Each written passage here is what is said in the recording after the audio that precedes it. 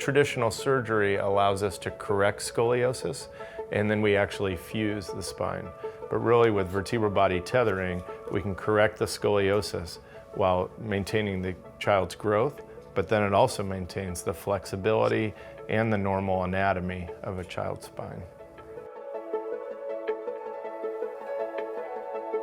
So thoracoscopic surgery, which is really just putting the scope into the chest and working with the spine, really for kids' spines is not a new surgery, but back in the early 2000s, they approached thoracoscopic surgery and did fusions. Well, I had studied those early on as a resident, but I always felt that there was going to be an opportunity to bring this back if we could ever come up with a non-fusion technology.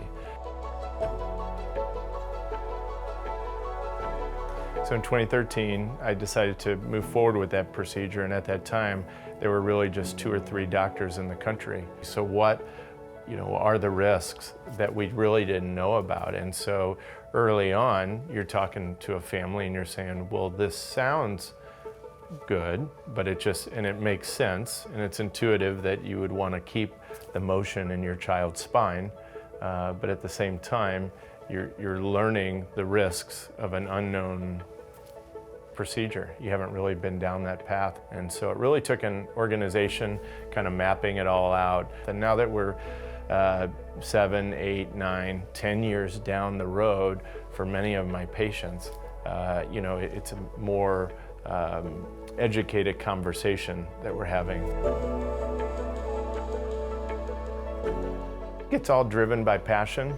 The pursuit is your drive to innovate and to bring something new that will be game-changing and will actually improve the care of the patients that you're taking care of. And for me, if you can maintain their flexibility and increase their return to activities and preserve their anatomy of their spine, I feel like you've then pushed the care in the innovation and the surgeries in the right direction. And it's so different from what was fusion surgery, which to me was to go in there, correct the scoliosis for sure, but really you're just changing the anatomy, you're changing the flexibility of that child's spine forever.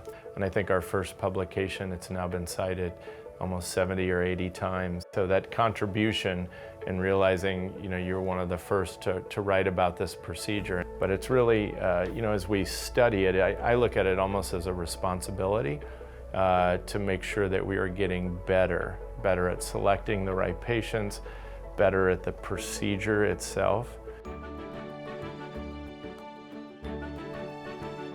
As we continue to study VBT and realize that the preservation of motion is there and the preservation of anatomy is there and the return to activity level is 95% or better, there's a lot of positive things that are pointing in the direction of non-fusion technology.